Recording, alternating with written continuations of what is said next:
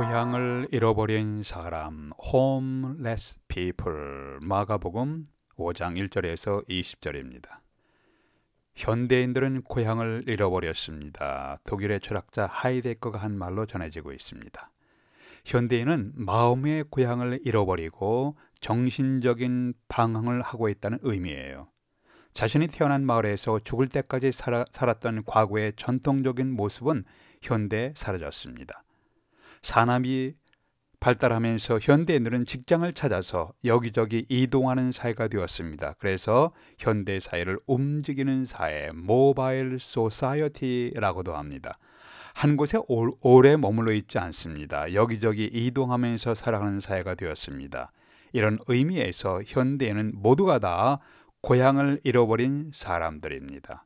미국의 LA 혹은 샌프란시스코 같은 대도시에서 큰 사회 문제로 대두되고 있는 노숙자들, homeless people도 있지만 현대인들은 일종의 정신적인 고향을 상실한 사람들, 정신적 homeless people이라고도 할 수가 있습니다. 오늘의 말씀에 집을 뛰쳐나와서 방황하면서 귀신 들려 인생이 파괴되어가는 한 사람이 나옵니다. 오늘 설교는 이 사람이 어떻게 방황을 끝내고 안식할 수 있는 집으로 돌아가게 되었는지에 대한 메시지입니다. 첫 번째, 영혼의 목자이신 예수님을 떠나면, 영혼의 목자이신 하나님을 떠나면 우리 인생은 방황하게 됩니다. 2절 보니까 더러운 귀신 들린 사람이라고 했습니다. 귀신 들린 사람이 그냥 귀신 들린 사람이 아니라 더러운 귀신 들린. 보기에 더럽고 지저분한 것도 있겠지만 이것은 도덕적으로, 영적으로 타락하고 망가져가고 있음을 의미합니다. 악령 숭배자들이 성적으로 변태적 성행위를 하면서 마약을 사용하는 것은 결코 우연이 아닙니다. 악한 영들은 사람들의 영혼을 더럽히고 육체를 더럽히며 파괴합니다. 5절에서 밤낮 무덤 사이에서나 산에서나 큰 소리를 지르며 돌로 제 몸을 상하고 있었더라. 이 사람은 집을 나와서, 고향을 나와서 송장이 있는 무덤이나 산중에서 방황하며 소리를 지르며 살아가고 있었습니다. 이 사람이 어떻게 해서 집을 떠났는지 상세히 설명되어 있지는 않습니다. 아마도 자유를 찾아서 집을 떠났거나 혹은 좀 더 많은 돈을 벌기 위해서 집을 떠났을 가능성도 있습니다. 여기에 역설 패러독스가 있습니다. 많은 자유를 얻기 위해 떠나갔다가 노예가 되어버렸습니다. 좀 더 많은 돈을 벌기 위해 떠나갔다가 거지가 되어버렸습니다. 우리의 영혼은 하나님을 떠나면 방황하기 시작합니다. 우리 영혼의 주인은 하나님이십니다. 하나님을 떠나가서 방황하는 사람들의 모습은 오늘날 우리의 모습, 나의 모습이 될 수도 있습니다. 더구나 이 사람은 귀신 들려서 미쳐버렸습니다. 이렇게 귀신의 영향을 받아 정신적으로 고통하는 모습이 우리의 모습이 될 수도 있습니다. 어떤 분은 오늘의 이 시대를 살아가는 현대인들은 정신적으로 정신병에서 완전히 해방된 사람은 아무도 없을 것이라고 진단하기도 했습니다. 우리 모두는 정신적인 스트레스에 시달리며 살아가고 있습니다. 우리 모두는 정신적인 노이로제에서 완전히 자유한 사람은 아무도 없을 것입니다. 직장 생활에서 오는 스트레스가 있습니다. 심지어 가정 생활에서 압박감을 갖기도 합니다. 우리 모두는 저마다 정도의 차이점이 있지만 정신적인 고뇌를, 스트레스를 안고 살아갑니다. 남들은 전혀 모르는 일로 인하여 가슴 아파하며 살아가는 사람들이 있고, 때로는 아버지가 집을 뛰쳐나가기도 합니다. 혹은 자녀를 둔 엄마가 어느 날 집을 나가버리는 사례도 보도되고 있습니다. 넓게 본다면 우리 모두는 어느 정도 정신적인 질환을 갖고 있습니다. 오늘 말씀에 나오는 이 사람은 극단적으로 방황하며 미쳐버린 사람들입니다. 영혼의 목자이신 하나님을 떠나가면 우리는 방황자가 됩니다. 유명한 어거스틴은 이렇게 고백했습니다. 오 하나님, 주님의 품 안에서 쉴 때까지는 내 영혼이 편안이 없습니다. 안식할 수가 없습니다. 영혼의 주인이신 하나님의 품을 떠나면 우리에게 안식과 평안이 없음을 기억하는 데서부터 우리의 영혼 회복되기 시작합니다. 두 번째, 방황의 과정에서 하나님의 형상이 왜곡됩니다. 우리는 다 하나님의 형상으로 지음받았는데 우리가 방황하는 과정에서 우리 안에 있는 하나님의 성강이, 하나님의 형상이, 이미지가 왜곡되기 시작합니다. 더러운 귀신 들린 사람의 거처가 어디인가요? 3절 보세요. 그 사람은 무덤 사이에 거처하는데, 무덤, 송장들이 있는 무덤의 거처를 정하고 두려움 속에 살아가고 있었습니다. 5절에 보니까 밤낮 무덤 사이에서나 산에서나 늘 소리를 지르며 돌로 제 몸을 상하고 있었더라. 자기 몸을 파괴하며 방황하는 모습입니다. 성경 창세기의 말씀에 의하면 인간은 하나님의 형상으로, 하나님의 이미지대로 지음을 받았습니다. 그런데 악마는 하나님의 형상, 하나님의 이미지를 싫어합니다. 파괴합니다. 악마는 인간 안에 있는 하나님의 아름다운 형상을 파괴하며 왜곡합니다. 오늘 본문에 나온 이 귀신 들린 사람은 돌로 자기의 몸에 상처를 냅니다. 자신을 파괴하고 있습니다. 이렇게 자학하며 마약을 사용해서, 알코올을 사용해서 자신을 파괴하는 사람들이 현대 우리 주변에서도 볼 수 있습니다. 3절, 4절에 보시면 그 사람은 무덤 사이에 거처하는데 이제는 아무도 그를 쇠사슬로도 맬 수 없게 되었으니, 이는 여러 번 고랑과 쇠사슬에 매어서도 쇠사슬을 끊고 고랑을 깨뜨렸음이로라. 그리하여 아무도 그를 제어할 힘이 없는지라. 아무도 통제할 수 없을 만큼 강력한 힘이 이 사람을 지배하고 있었습니다. 이 사람의 영혼은 갈기갈기 찢겨 나간 채로 다른 힘에 의해서, 자신이 아니라, 하나님의 도우심이 아니라 다른 악령의 힘에 의해서 지배를 받고 있었습니다. 오늘날도 이렇게 자신이 아닌 다른 사람이 되어서 살아가는 사람들의 모습을 보게 됩니다. 악한 영들의 영향으로 인하여 두려움 속에 살아가는 사람들의 모습이 있습니다. 혹은 정신적인 분열로 인하여 원래 자신의 모습이 아닌 전혀 다른 사람의 모습이 되어 고통하며 방어하는 모습, 우리가 그러한 모습으로 될 수도 있음을 깨달아야 합니다. 미국의 어느 대도시에서 마약의 힘에 의해서 지배받고 좀비의 모습으로 살아가는 사람들을 매스컴이 보도한 적이 있습니다. 자신의 생각이 아닌 강력한 성적인 유혹에 지배를 받고 있는 사람들도 있습니다.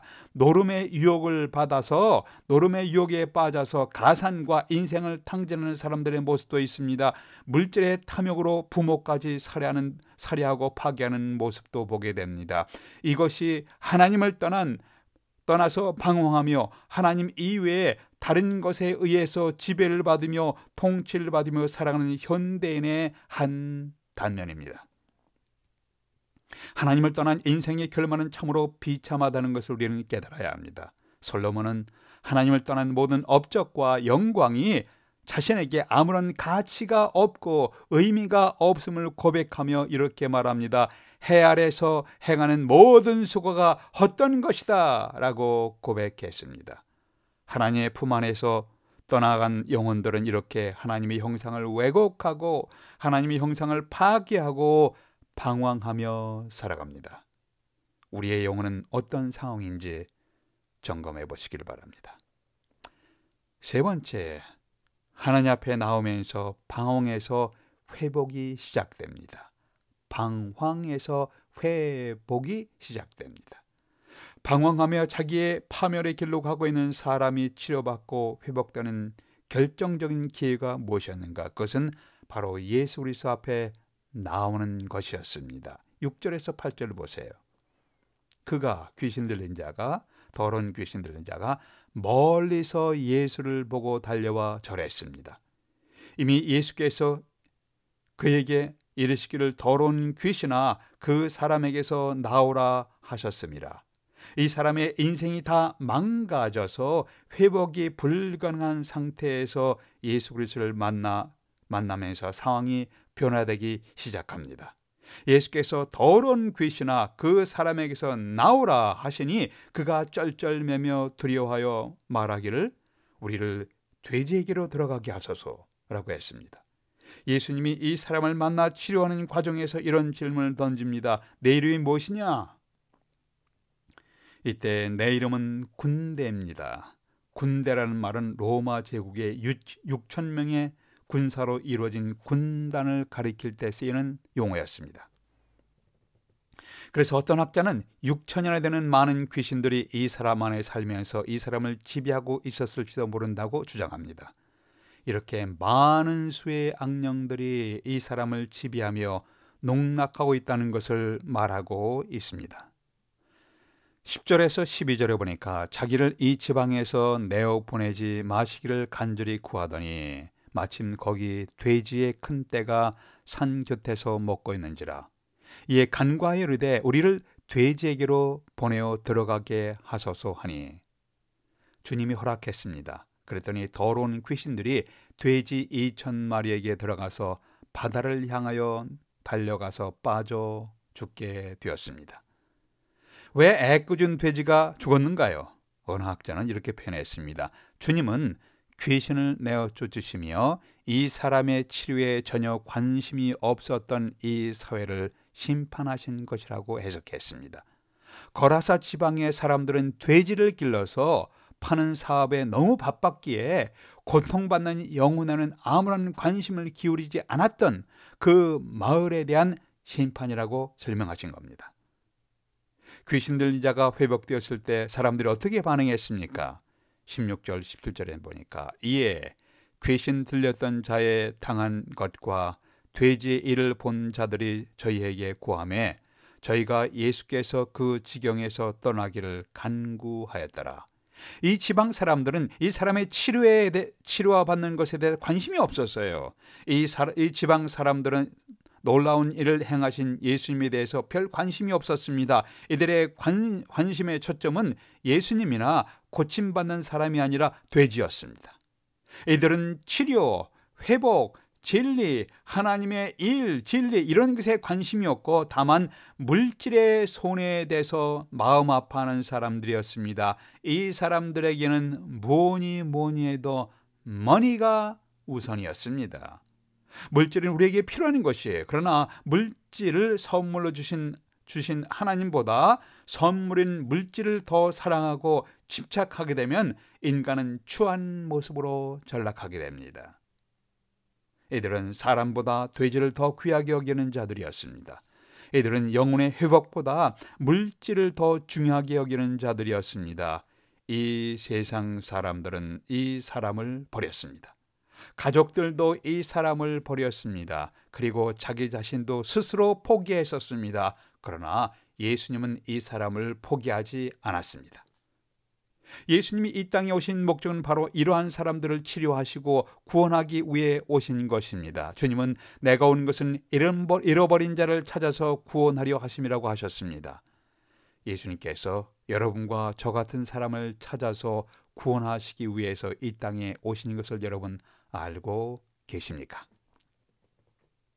이 사람이 주님을 만나서 어떤 모습으로 회복되었는가요? 15절에 보니까 옷을 입고 정신이 온전하여 앉은 것을 보고 두려워하더라. 우선 옷을 입었습니다. 정신이 정상적인 사람이 된 것이에요. 그리고 그가 앉아 있더라. 정신적인 안정감을 갖게 되었습니다. 정신이 안정감이 없으면 안절부절하고 불안해하게 됩니다. 그가 오랜만에 앉아있는 모습이 보였습니다.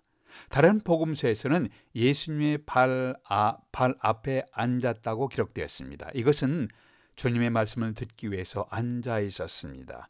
이 사람은 하나님의 품 안에 돌아왔을 때 정상적으로 회복되었습니다.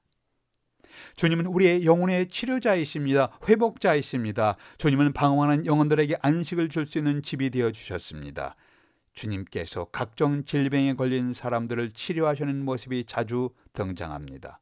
메시아이신 주님은 궁극적으로 육신과 영혼의 치료와 회복의 은혜를 베푸시는 분이십니다.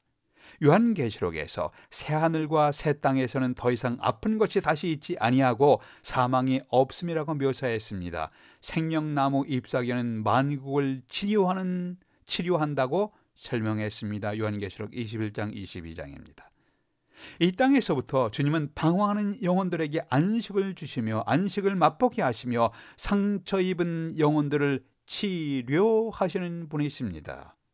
여러분은 치료하시는 그리고 방황에서 회복하시는 주님을 알고 계십니까? 우리 영혼의 고향은 하나님의 품 안에 있습니다. 이 땅에서 하나님의 품을 대표하는 곳이 두 곳이 있습니다. 하나는 가정이고 또 하나는 신앙 공동체 교회입니다. 주님이 중심이 된 가정에 안식이 있습니다. 찬양이 울려 퍼지고 기도 소리가 있는 가정에서는 사람들이 안식을 맛볼 수가 있습니다. 주님이 중심이 된 신앙 공동체 교회에서 예배드리면 안식을 경험하게 됩니다. 그러나 사람이 중심된 곳에서는 시끄러움이 있습니다. 사람이 중심된 곳에서는 분란이 끊이지 않습니다. 시기가 있습니다. 질투가 있습니다. 가정에서도 하나님을 경외하지 않는 가정에 거기에 불안감이 있습니다. 안전감을 상실해버립니다. 주님이 중심이 되어 찬양과 기도와 말씀이 살아있는 가정과 교회가 건강한 신앙 공동체입니다. 안식과 소망의 항구가 있는 신앙 공동체는 이 세상을 향하여 힘찬 항해를 시작할 수가 있습니다. 어거스틴의 고백을 다시 한번 기억하기를 원합니다. 오 하나님, 당신의 품 안에서 돌아와 쉴 때까지 내 영혼에는 평안함이 안식이 없었습니다.